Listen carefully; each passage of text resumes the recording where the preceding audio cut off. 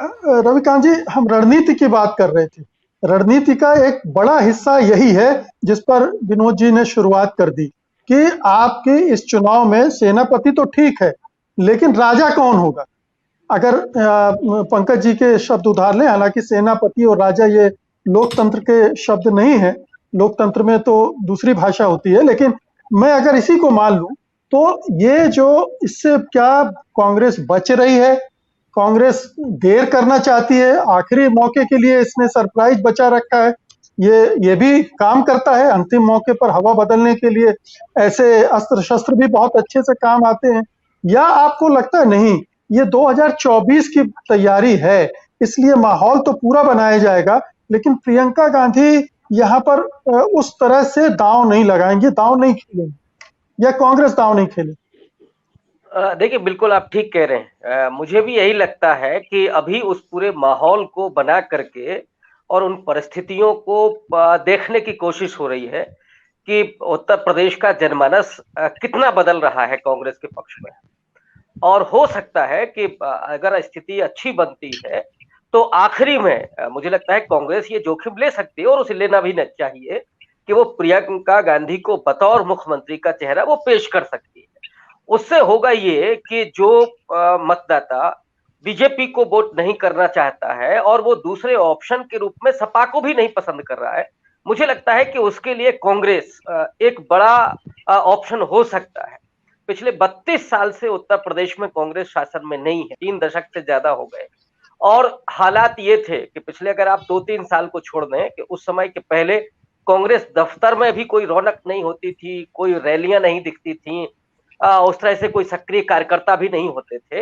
लेकिन पंकज जी बिल्कुल ठीक कह रहे हैं, पिछले 2-3 साल में, और विनोद जी भी उस बात को कह रहे हैं कि बहुत सारा परिवर्तन हुआ है और उसमें प्रियंका गांधी की और राहुल गांधी की भी बड़ी भूमिका है। प्रियंका गांधी ने कई सारे ऐसे मौकों पर आकर के अपनी मजबूत उपस्थिति दर्ज कराई है। और जो विपक्ष के बारे में कहा जाता है कि साहब विपक्ष है ही नहीं या वो निष्क्रिय है, मैं तो इसको पिछले 1 साल से कह रहा हूं कि ये सिर्फ नैरेटिव है। विपक्ष की उपस्थिति समय पर दिखती है। हाँ, ये हो सकता है कि उसमें निरंतरता ना हो, लेकिन उस निरंतरता में वो हो सकता है कि संगठन के बीच काम कर रहे हो उनके जो नेता। मैं नहीं जानता कि प्रियंका जी ने उस बीच में क्या काम किया है, लेकिन जब जब कुछ ऐसी घटनाएं हुई हैं, वो न्याय के लिए, चाहे हाथरस का मामला रहा हो, चाहे वो आपके आदिवासियों पर हमले का मामला रहा हो, या जिसका जिक्र स्वयं किया पंकज जी ने, निषादों को लेकर के, तो ऐसे तमाम मुद्दों पर प्रियंका लगातार सक्रिय रही हैं और जोखिम लेकर के। सबसे महत्वपूर्ण जो मुझे चीज लगती है कि उनकी एक लड़ाका प्रवृत्ति, वो जूझती हैं। और खास करके जो भयभीत है इस समय, जो जनमानस भी भयभीत है। मैं उससे तो उसमें अखिलेश और मायावती कोई नहीं सकता हूँ। मैंने बहुत साधारण लोगों से बात की, वो कहते हैं साहब अगर ये कहीं हम अपने दुख दर्द की बात करेंगे तो हमारा घर गिरा दिया जाएगा। तो ये जनमानस में जो भय है, उस भय को दूर करने में प्रियंका बहुत बड़ा रोल अदा कर रही हैं। लेकिन मैं ये नहीं कह रहा हूं कि इसका मतलब है कि कांग्रेस पार्टी को बहुत बड़ी सफलता मिलने जा रही है। तो ये एक बहुत बड़ी सफलता होगी मुझे लगता है कांग्रेस पार्टी के लिए। हाँ, रणनीति तो वो बहुत अच्छी बना रहे हैं। विनोद जी की बात से मैं सहमत हूं कि थोड़ा सा लेट मामला चल रहा है, लेकिन इसी अगर मुद्दे को आप देखिए, लखीमपुर खीरी वाले मसले को, तो वो लगातार, चाहे वो दिल्ली से आना हो, रात में ही कार से निकलना हो, कार छोड़ करके दूसरी कार में शिफ्ट करना हो, 1 किलोमीटर पैदल चलना हो, और वहां से वो सीतापुर में गिरफ्तार होती हैं। और उसके बाद जो हुआ वो हम सब लोग जानते हैं। उसके बाद राहुल गांधी को आप देखिए, वो जब आते हैं तो बघेल साहब और चन्नी जी उनके साथ होते हैं। चन्नी जब उनके साथ होते हैं तो दलित वोट और जो सिख वोट है उस पर उनका ध्यान होता है। और निश्चित तौर पर कांग्रेस के पास 3 समुदाय होते थे, दलित, ब्राह्मण और मुस्लिम, जो इस बीच में इन 3 दशकों में अलग अलग जगह शिफ्ट हो गए हैं।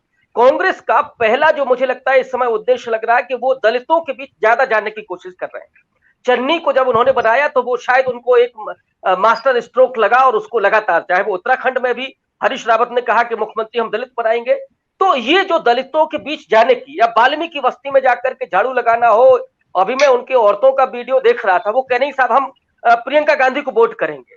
तो वो भले ही वो एक छोटा सा कुनबा है, लेकिन वो अगर इस बात से मुतमईन है कि साहब हमसे पहली बार कोई इतना बड़ा लीडर आकर के मिला है, ये काम अगर पहले से हो रहा होता तो विनोद जी जो कह रहे हैं वो बिल्कुल फलीभूत होता दिख रहा होता।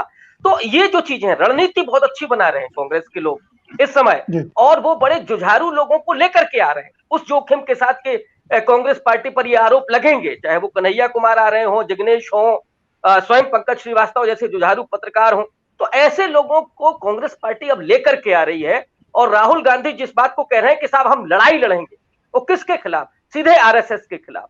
तो उन्होंने अपना जी एजेंडा बहुत क्लियर कर दिया है, लेकिन जी अभी आरएसएस को लेकर के जनमानस में उस तरह के लड़ाई का वो चीज नहीं दिखाई देती है कि कितना वो नुकसान कर रही है, क्योंकि जो इलेक्ट्रॉनिक मीडिया है वो लगातार आपके उन जनमानस के दिमाग में जो भर रहा है, जैसे वो अभी आपने देखा जो जिक्र किया बनारस का, कि वहां पे गुरबाणी भी हुई, वहां पे प्रियंका ने स्वयं दुर्गा की वंदना भी की, लेकिन गांव में जब हमने बात की तो वो कह रहे हैं साहब अल्लाह अकबर के नारे लग रहे हैं वहां।